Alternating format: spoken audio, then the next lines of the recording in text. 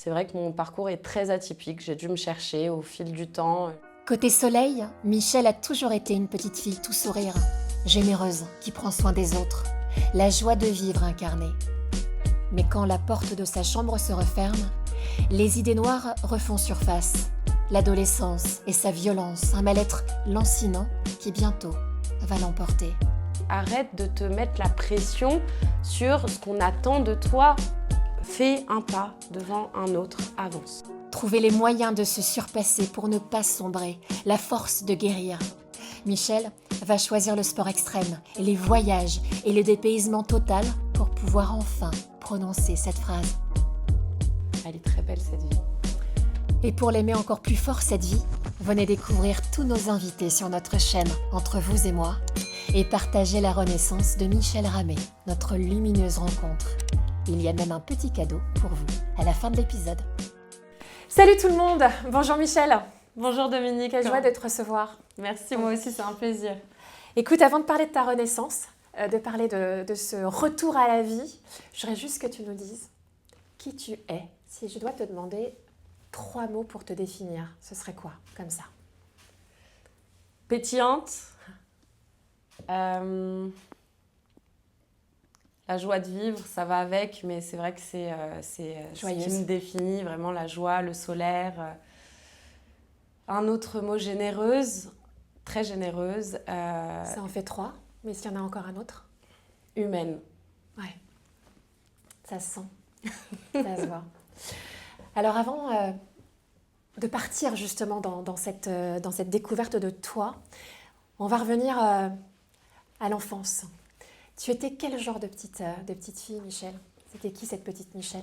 Alors si j'écoute ce que les autres disent de moi, Ouais. Insolente, j'y crois pas. J'y crois pas. Moi un peu quand même, non? Ah ouais? qui ose dire ce qu'elle pense en fait, c'est ça. Hein. Qui ose dire... Alors c'est vrai, peut-être c'est comme ça qu'on me définissait comme insolente, c'est que même petite, j'osais dire les choses telles qu'elles étaient, surtout quand j'étais pas d'accord. Et je viens d'une famille libanaise, donc c'est de là que ça vient. Normalement, dans notre culture, on se doit de porter une éthique face au monde et au regard de l'autre. Et je pense que dès mon plus jeune âge, j'étais très rebelle face à ça. Et j'avais besoin, plus que tout, de m'affirmer pour la personne que j'étais et éviter toutes ces parenthèses et ces guillemets qui sont fausses finalement de la personne qu'on doit transmettre et montrer aux autres, et plutôt être celle que je suis et accepter et faire accepter l'autre tel que je suis réellement. Ce qui m'a appris à m'aimer au fil du temps aussi grâce à ça. Alors quand on est enfant, en effet, on a cette naïveté de penser que la vie est simple, que la vie nous attend. On n'a pas besoin d'être dans des cases en fait, on n'a pas besoin d'être étiqueté. On est juste soi un enfant, et puis au fur et à mesure où on avance, la société, les profs nous demandent d'être ainsi, de ne pas être ainsi, etc. Et toi, ce choix-là, tu as eu du mal justement à le faire parce que tu as eu du mal à trouver ta place. Ça s'est passé comment justement cette longue descente vers la recherche de toi-même? Ça me touche que t'en parles. La case. Un grand point d'interrogation dans ma vie qui s'est ouvert seulement aujourd'hui. Et là, depuis quelques années seulement, j'ai commencé à comprendre en fait ce que la société nous oblige en fait au quotidien d'entrer. Effectivement, quand on est enfant, on a cette naïveté de croire qu'on est juste honnête, humain. Mais effectivement, ça a été quelque chose de très difficile pour moi, la scolarité. Effectivement, j'étais hypersensible, donc forcément pas dans une case normale. Et puis la sensibilité qui me faisait... Eh oui, la sensibilité qui me faisait... qui jaillissait en moi de par les injustices qui se passaient dans l'école, parce qu'on avait ces petites starlettes qui avaient besoin de faire du mal à des personnes qui étaient en surpoids ou autres. Ça m'affectait personnellement comme si c'était moi qui étais heurtée, alors qu'au final, ça ne me touchait pas personnellement. Et pourtant, si, et le soir, ça m'empêchait de dormir. Le syndrome de la sauveuse, c'est ça? Peut-être que je l'avais sans m'en rendre compte à l'époque. Ouais. Mais au-delà de ça, ça a affecté aussi mes notes, ça a affecté ma manière de penser, ma rébellion qui faisait que grandir, où on vous disait vous êtes bonne à rien et vous réussirez pas et on persiste, ça vous crée des croyances limitantes toute votre vie et ça met du temps de s'en détacher de ce genre d'attitude qu'on vous offre sur un plateau d'argent en vous disant bon bah voilà, ton avenir c'est rien, apprends-le, c'est à prendre ou à laisser. Au final, aujourd'hui, je suis une grande femme d'affaires qui réussit très très bien sa vie. Je pense plus que d'autres personnes qui ont peut-être fait des très très grandes études parce qu'ils ont suivi les parcours qu'on leur disait de suivre ou parce qu'ils étaient faits pour ça. C'est vrai que mon parcours est très atypique. J'ai dû me chercher au fil du temps. Je suis partie sur plein de variétés, même dans les études, dans mon parcours de vie professionnelle. Et je pense qu'aujourd'hui, c'est ma richesse. J'en suis fière. Alors on va faire une petite pause, juste pour vous dire que si vous appréciez nos vidéos, allez vous abonner, vous verrez, vous mettez un petit like, un petit commentaire, ça fait toujours plaisir parce que des portraits comme celui-ci, on en a plein et ils sont très très beaux. Merci. Allez, on est reparti. Cette petite fille, cette petite Michèle, comment ça s'est passé? Tu n'avais pas ta place, donc on sentait que ça se refermait autour de toi. En tous les cas, on te faisait comprendre que les portes se refermaient. Et on est d'accord que ce sentiment justement d'enfermement t'a poursuivi jusqu'à ce que tu ne te sentes plus finalement vivante et heureuse d'être en vie. C'est ça? Comment ça s'est passé au fur et à mesure? Je ne saurais pas exactement te dire comment ça s'est passé. Je sais que ça vient, je pense, d'un coup, mais après des années d'à-coups. Et de résistance. On ne le voit pas venir. Ça arrive quand ça arrive. Et le problème, c'est que c'est comme un sable mouvant. Le temps passe, comme dans un sable mouvant, tu mets ton pied dedans et tu ne le vois pas en fait. Il est là comme une belle terre merveilleuse. Tu mets ton pied dedans et puis finalement, plus tu vas te débattre, plus tu t'enfonces. Le secret est de rester calme pour pouvoir s'en sortir pas à pas, doucement. Et c'est là, avec la patience, avec la persévérance, que tu finis par pouvoir sortir de ce... Tu t'es sentie sombrer au fur et à mesure. Tu avais quel âge? Ça a duré, je pense, longtemps. J'ai réalisé l'extrême à 24 ans, à peu près. Mais je pense que tout au fil du temps, malgré mon côté très joyeux, c'est ça qui est vraiment la balance qu'on ne comprend pas. C'est que la plupart des gens, quand ils me voyaient de l'extérieur et même des proches, me disaient « Mais toi, tu as la vie rêvée, tu es tout le temps joyeuse, tu es tout le temps pétillante. » Et en fait, c'est ce qui se passait à la maison, seule, dans mon lit, dans ma chambre. Mon esprit, ma tête qui pensait, qui réfléchissait, qui faisait mille et une insomnies. Et je voulais refaire le monde. Tu compensais en public? Exactement. En affichant un sourire et une force joyeuse de vie. Et quand tu te retrouvais seule, au fur et à mesure, tu ne devenais plus que l'ombre de toi-même. Oui. Jusqu'à quel moment? Qu'est-ce qui s'est passé? La coupure, la chute, le moment où j'étais vraiment sous l'eau. J'étais quelqu'un qui sortait beaucoup toute ma jeunesse. J'ai eu un très beau vécu avec des très bons amis. Et puis du jour au lendemain, il s'est passé, en épargnant les détails, en fait, certaines gamineries, on appellera ça comme on veut, qui ont fait qu'on s'est détaché. Je me suis retrouvée une année vraiment à l'oubli. Seule. Ça a été très dur. J'avais plus que ma famille m'a jamais laissée, Dieu merci. Mais c'était dur quand votre téléphone sonne tout le temps. Allez, on fait quoi? On sort. Et puis que du jour au lendemain, finalement, vous vous retrouvez avec plus personne qui vous appelle. Ça manque. Et qu'on est ado. Et qu'on est ado, qu'on est dans la période festive. Ouais. C'est dur. Et je me suis dit, pour rendre la chose plus facile, je vais changer de numéro. Comme ça, au moins, je me donne une excuse de ne plus recevoir d'appels. Ensuite, je trouvais ça quand même difficile et je me suis dit, il faudrait que je consulte parce que je commence à avoir des pensées très noires. Et donc, j'en ai parlé à ma mère, avec qui j'ai toujours été en confiance absolue. On a une vraie fusion, que ce soit mon père et moi, ma mère et moi. Et donc, elle m'a conseillé de consulter une psychiatre. Pas une psychologue, une psychiatre. Et au final, c'est dur de le dire, mais 30 minutes ont passé avec la psychiatre. C'est encore là, hein? Ouais. Oui, parce qu'il y a mon côté rebelle qui ressort en fait à chaque fois. Et là, je sais que c'est ce qui m'a donné la rage de vivre ce que je vis aujourd'hui et la femme que je suis aujourd'hui. Et Dieu merci, j'ai refusé ce qu'elle m'a conseillé en 30 minutes. Qui connaît une personne en 30 minutes? Personne. Il nous faut une vie avant de connaître des gens. Et puis même les personnes qui vous donnent les plus gros poignards dans le dos, c'est les gens que vous pensez connaître le mieux. Donc 30 minutes pourquoi? 30 minutes pour me dire diagnostiquée dépressive, diagnostiquée sous médicaments.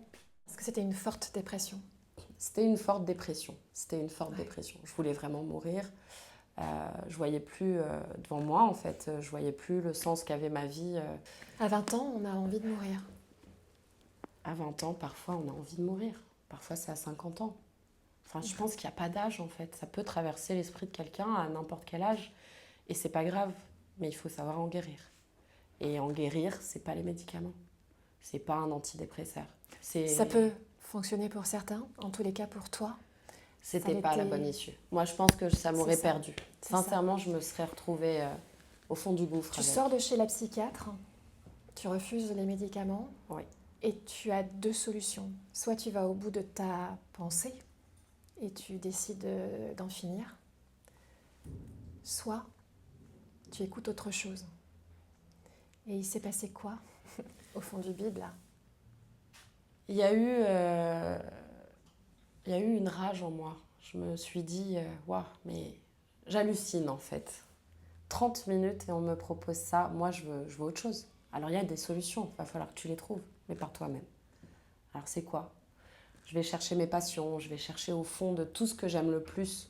Il y avait encore un fil de vie, en fait. Il y avait encore quelque chose. Je pense que c'est mon corps qui a voulu se battre. Parce qu'en fait, je suis une battante. Je l'ai toujours été. Je suis une grande compétitrice. J'ai fait du sport de haut niveau. Donc, il y a ça en moi, en fait, finalement, de se battre face aux défis. Et là, c'était le défi de la mort. Et je voulais pas. Je voulais pas y aller. Merci à ta psychiatre. Peut-être que grâce à ça, effectivement, elle t'a réveillée. Effectivement, différemment. Elle t'a bousculée. Elle m'a enragée. Ouais. Et finalement, par cette rage, je me suis dit, ok, va chercher où est l'élément qui peut te faire oublier tout ce qui va mal, en fait. Ça a été le sport dans un premier temps, mais j'y allais à hauteur de 3-4 heures par jour après le travail. Donc, je me défoulais au sport. Et puis, c'était des sports intenses, boxe, crossfit, j'y allais à fond.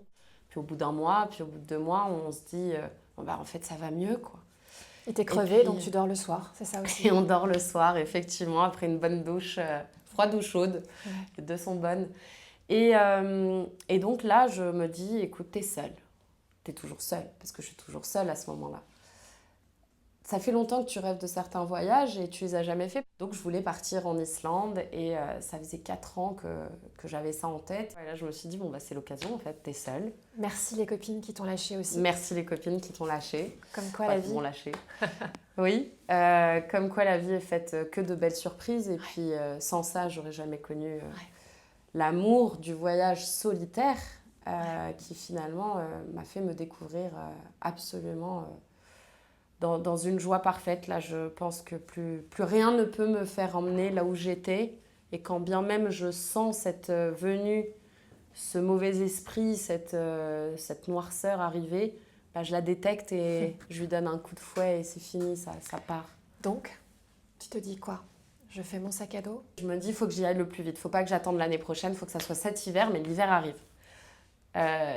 Et en fait, en programmant l'Islande, je finis par me dire et pourquoi pas en faire d'autres? Donc je vois l'Islande et puis j'ai plein de pop-up qui sortent et pourquoi pas s'aventurer, faire le sommet du Mont Blanc. Je fais allez, why not? Et je clique dessus, je pars à l'aventure et je commence à me dire ok, je vais m'inscrire, il y a encore des places de disponibles, va pour le Mont Blanc cet été. Wow.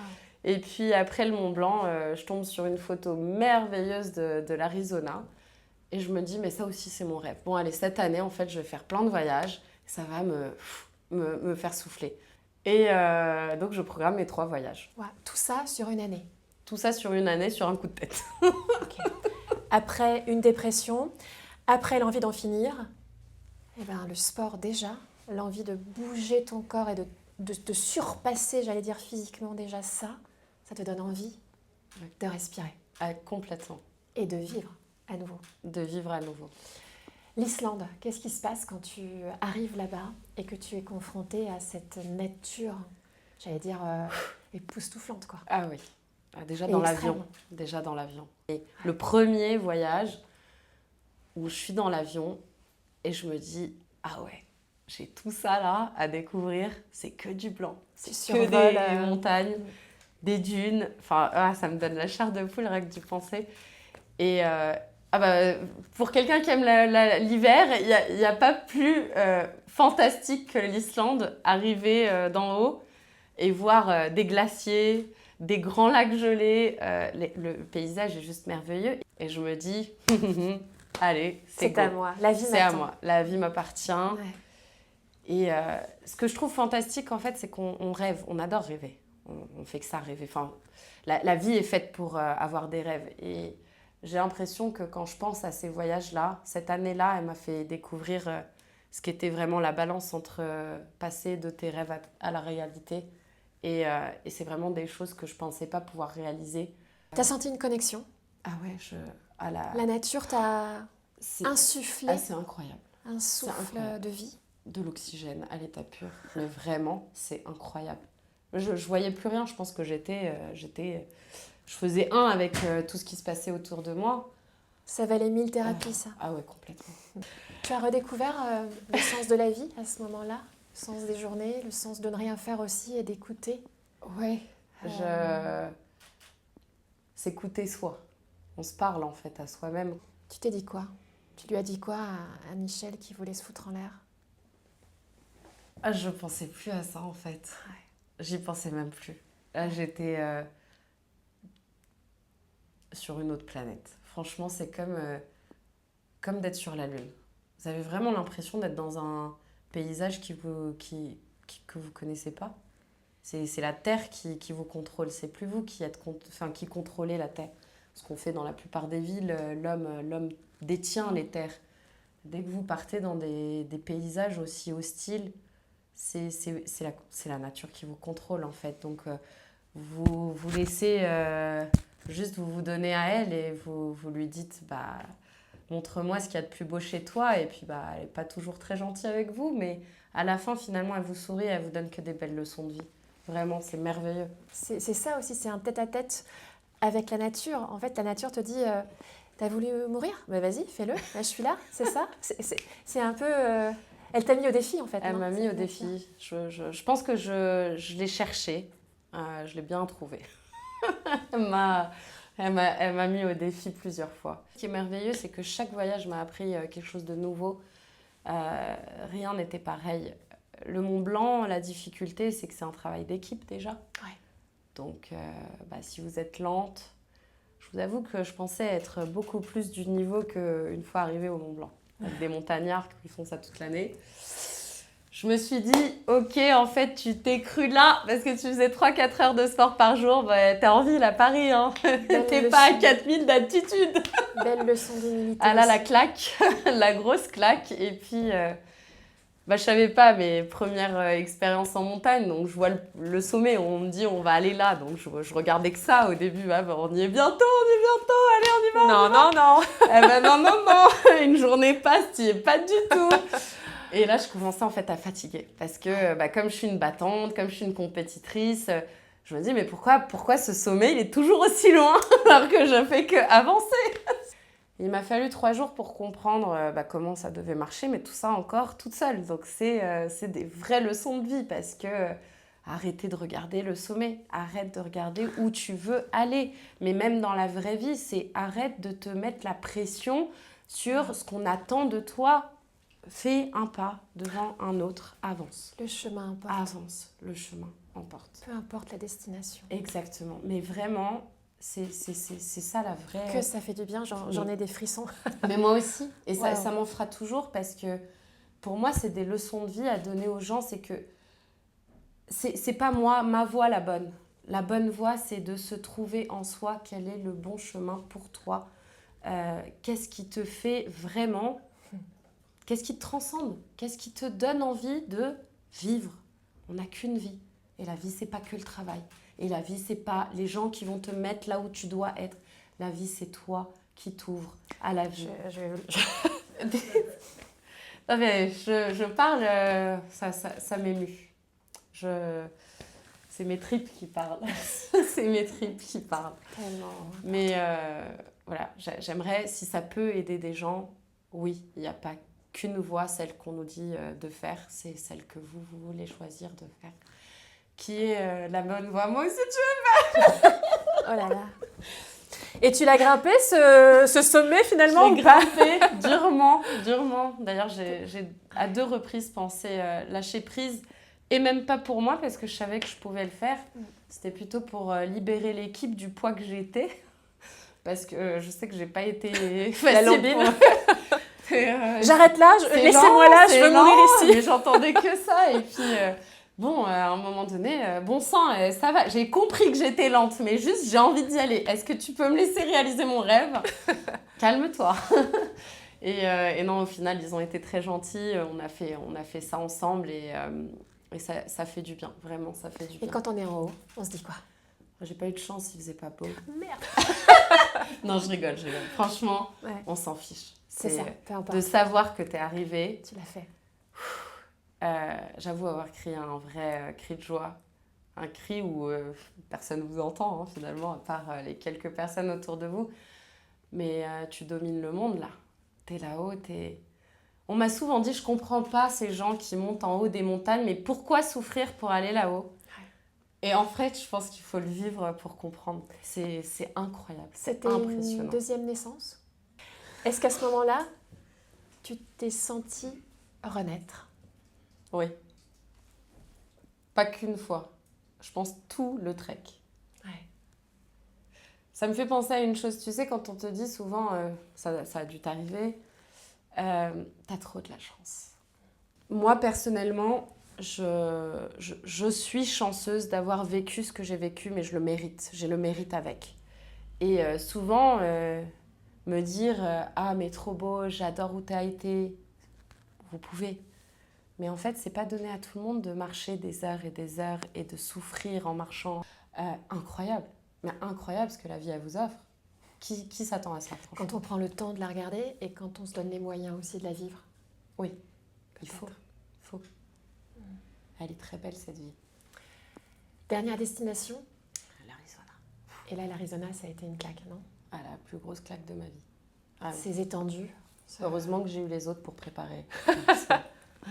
L'Arizona, c'était des frissons Déjà, est-ce que vous saviez que l'Arizona avait une des plus grosses forêts ? Mais forêts, on pense au Grand Canyon uniquement quand on parle d'Arizona. Eh ben, j'ai fait moitié-moitié. Donc, j'ai découvert la forêt. Moi, je ne savais pas. Honnêtement, je ne savais pas qu'en Arizona, il y avait de la verdure à tout va. Il y avait des cerises, des fraises, des framboises que vous pouvez cueillir. Mais incroyable. Goûteuse comme jamais j'ai goûté. Quand tu rentres de ce périple Ouais. dans ces différents pays, des mois de déconnexion, des mois de sport et de vie extrême, tu reviens dans quel état ? C'était, je suis revenue à l'état naturel, le plus naturel qui soit, je pense. Cheveux en pétard, les sourcils pas faits. Mais franchement, c'est sympa, c'est génial, en vrai. Et quand tu regardes cette jeune femme qui est sur la devanture du magasin de ta maman, puisqu'on est dans un centre justement de beauté, c'est toi là-bas, Oui. toute faite, toute refaite, toute pimpette, comme tu dis. Oui. C'était avec, avant. Voilà. Quand tu vois ces deux femmes-là, tu te dis quoi ? Ah, on est différentes. Mais c'est une qui a amené l'autre. Mais... Sans elle, tu ne serais pas là. Non, clairement pas. Merci à elle aussi. Merci à elle. Merci à toutes les femmes que j'ai été, je pense. Parce que j'en ai été beaucoup. Beaucoup de phases différentes, beaucoup d'expériences différentes. Et chacune, elle m'a appris aujourd'hui à être la femme que je suis. Beaucoup plus calme. Enfin, je suis sanguine quand même, un peu. Ça, on change pas on le sent, l'insolente. on le sent. Non, La petite insolente. mais non. mais j'arrive à être plus posée qu'avant. Un message que tu pourrais dire à une jeune femme, à un jeune garçon, quelqu'un qui nous écoute et qui justement est pendant la phase que tu as vécue, en est à ce stade-là. Qu'est-ce que tu pourrais lui dire pour lui donner l'espoir de dire que vas-y, rien n'est terminé ? Qu'est-ce que je pourrais lui dire?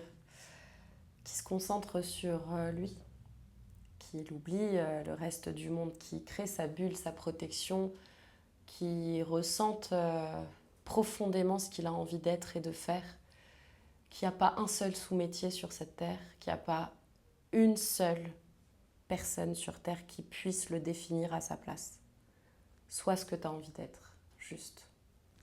C'est cherche-toi, mais prends la peine parce que c'est la seule chose qui vraiment, aujourd'hui sur terre, a le mérite de vivre, c'est toi.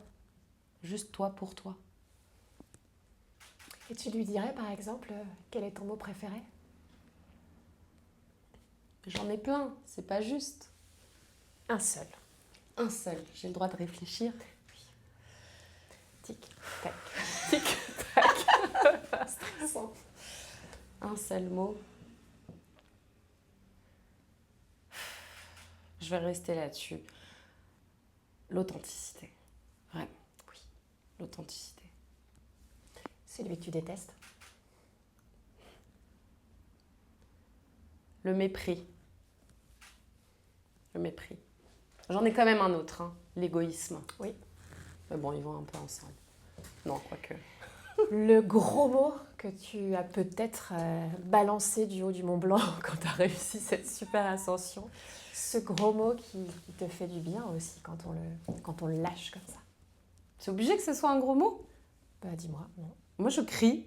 Bah, c'est un cri de guerre alors, c'est ça? Un cri de guerre, un cri d'angoisse, ça peut être un cri de pleurs, mais j'adore crier en fait. Ouais. Quand je vais mal, quand je vais bien, je crie. Ton mot d'amour? Mon mot d'amour. Bah, ça c'est pour... en vrai, c'est comment j'appelle mon fils, c'est mon cœur. C'est mon cœur. Ton cœur qui bat. Ah, qui bat, Et effectivement. puis la chanson qui te fait du bien. Le jazz. Sans hésitation, le jazz. J'aime le jazz parce que c'est la musique la plus merveilleuse en surprise qui soit quand on l'écoute. Dans tous les autres genres, et j'aime beaucoup de musique du monde entier, de tous les genres, mais le jazz, c'est le seul genre qui vous transcende et vous surprend tout le temps. Ouais. Et en fait, c'est ça la vie. C'est la vibration du cœur. C'est la vibration du cœur. C'est les fausses notes, mais qui sont super belles quand tu les entends. Elles sont là. Sortie de piste. Les sorties de piste incroyables, les grands solos, les moments de solitude où t'es là, t'es le maître du monde. Ah, voilà.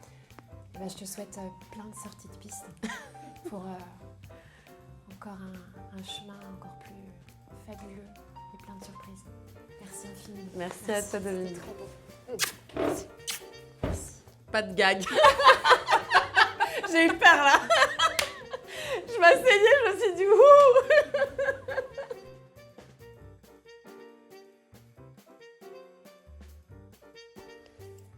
Venez découvrir tous les épisodes sur notre chaîne Entre vous et moi en vous abonnant et n'hésitez pas à laisser un like, un petit commentaire, ça fait toujours plaisir. Et surtout, restez encore un peu avec nous. On a une petite surprise là, tout de suite, maintenant. C'est cadeau. C'est bon? Ça va bien se passer. Ça va bien se passer. Là, tu me feras un petit... comme ça. Voilà. Chercher ça au fond d'elle. Parce qu'on t'a pas prévenu, mais on a un bêtisier aussi. Vous venez, vous marchez au fil du temps et quand vous tombez sur un... Mais dis donc! Mais dis donc, Ibo! Ibo? Ça mérite une fessée, ça. Hein? Ah,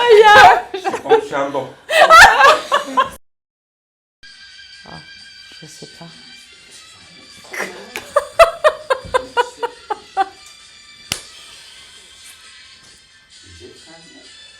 Alors, vous n'êtes pas très technologique, je crois.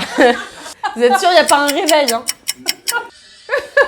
Ibo, tu vas être dans le bêtisier, je pense. 1, 2, 3. Oh, pardon. Eh ben, on a tout ce qu'il faut. Salut. Ça tourne. On a